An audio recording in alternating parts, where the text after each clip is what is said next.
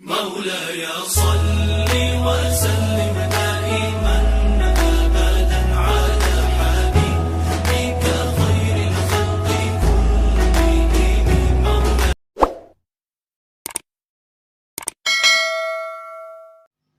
اعوذ باللہ من الشیطان الرجیم، بسم اللہ الرحمن الرحیم۔ السلام علیکم ورحمۃ اللہ وبرکاتہ۔ ویورز، میں ہوں محمد طارق اور آپ دیکھ رہے ہیں روشنی چینل۔ تو بڑھتے ہیں آج کے درس حدیث کی جانب، جس کا عنوان ہے اللہ عز و جل سے ڈرنا۔ حضرت حذیفہ رضی اللہ تعالی عنہ سے روایت ہے کہ رسول اللہ صلی اللہ علیہ وسلم نے فرمایا، کسی پہلی امت کا کوئی ایک آدمی تھا جس کا اپنے اعمال کے بارے میں برا گمان تھا، چنانچہ اس نے اپنے گھر والوں کو وصیت کی کہ جب میں مر جاؤں تو میرے جسم کے ذرے ذرے بنا لینا، پس جس روز سخت ہوا چلے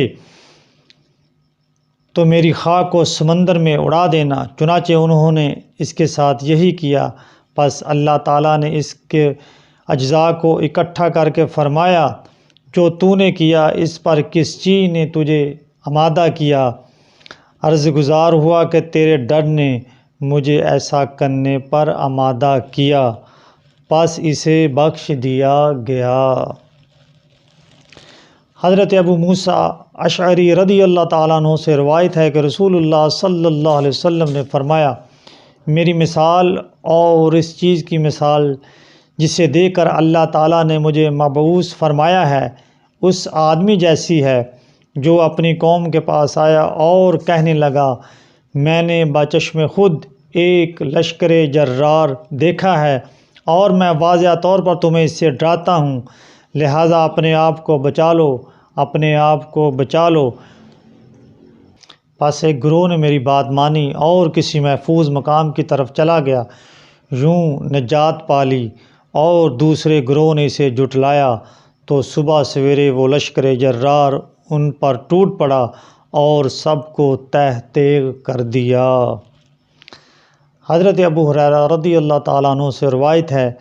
کہ میں نے رسول اللہ صلی اللہ علیہ وسلم کو فرماتے ہوئے سنا کہ میری اور لوگوں کی مثال ایسی ہے جیسے کسی آدمی نے آگ جلائی، جب اس نے اپنے ماحول کو روشن کیا تو پروانے اور آگ میں گرنے والے کیڑے اس میں گرنے شروع ہو گئے، پس وہ انہیں اس سے ہٹانے لگا، لیکن وہ اس پر غالب آ کر اس میں گرتے ہی رہے، پس میں کمر سے پکڑ کر تمہیں آگ سے کھینچ رہا ہوں اور تم ہو کہ اس میں گرتے ہی جا رہے ہو۔ حضرت ابو ہریرہ رضی اللہ تعالیٰ عنہ فرماتے ہیں کہ رسول اللہ صلی اللہ علیہ وسلم نے فرمایا، اگر تم وہ جانتے جو میں جانتا ہوں تو یقیناً کم ہنستے اور زیادہ روتے۔ حضرت ابو سلمہ نے حضرت ابو ہریرہ رضی اللہ تعالیٰ عنہ سے روایت کی ہے کہ رسول اللہ صلی اللہ علیہ وسلم نے فرمایا، سب سے اچھا شعر جو کسی شاعر نے کہا ہے یہ وہ ہے کہ آگاہ رہو کہ اللہ تعالیٰ کے سوا ہر چیز فانی ہے۔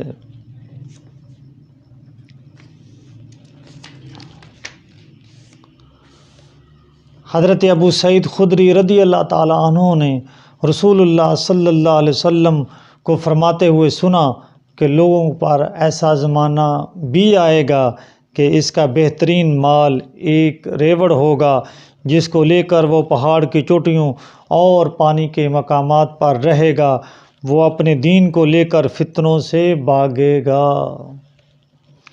حضرت ابو ہریرہ رضی اللہ تعالیٰ عنہ سے روایت ہے کہ رسول اللہ صلی اللہ علیہ وسلم نے فرمایا، جب امانت کو ضائع کیا جائے تو قیامت کا انتظار کرو۔ عرض کی، یا رسول اللہ، اس کا ضائع کرنا کیا ہے؟ فرمایا کہ جب ذمہ داری نااہلوں کے سپرد کی جائے تو قیامت کا انتظار کرنا۔ حضرت حذیفہ رضی اللہ تعالیٰ عنہ فرماتے ہیں کہ رسول اللہ صلی اللہ علیہ وسلم نے مجھے دو باتیں بتائیں جن میں سے ایک کو اپنی آنکھوں سے دیکھ چکا ہوں اور دوسری کا انتظار کر رہا ہوں۔ آپ نے ہمیں بتایا کہ امانت لوگوں کے دلوں کی گہرائی میں اتری، پھر انہوں نے قرآن اور سنت سے اس کا حکم بخوبی جان لیا اور اس کا اٹھنا بتاتے ہوئے فرمایا کہ آدمی سوئے گا اور امانت اس کے دل سے نکال لی جائے گی اور اس کا ہلکا سا نقطے کی مانند نشان باقی رہ جائے گا، پھر سوئے گا تو امانت کا باقی حصہ بھی اٹھا لیا جائے گا اور آبلے جیسا نشان باقی رہ جائے گا جو چنگاری کی طرح نظر آئے گا، اسے پیر سے لڑکایا جائے گا تو اور پھول جائے گا اور ابھرا ہوا نظر آئے گا، لیکن اس کے اندر ہوگا کچھ نہیں۔ پس صبح کو لوگ خرید و فروخت کریں گے، لیکن امانت کا ادا کرنے والا کوئی نہیں ہوگا، بلکہ کہا جائے گا کہ فلاں خاندان میں ایک امین موجود ہے۔ آدمی سے کہا جائے گا کہ وہ کتنا عقل مند، کتنا ظریف اور کتنا بہادر ہے، لیکن ایمان اس کے دل میں دانہ رائی کے برابر بھی نہیں ہوگا۔ مجھ پر ایسا زمانہ گزرا ہے کہ کسی کے ساتھ خرید و فروخت کرنے میں کوئی خطرہ محسوس نہیں ہوتا تھا، کیونکہ اگر وہ مسلمان ہوتا تو اسلام اسے حق کی طرف پھیر دیتا، اور اگر وہ نصرانی ہوتا تو اس کے حاکم اس سے میرا حق دلا دیتے، لیکن اب تو میں صرف فلاں فلاں کے ساتھ تجارت کرتا ہوں۔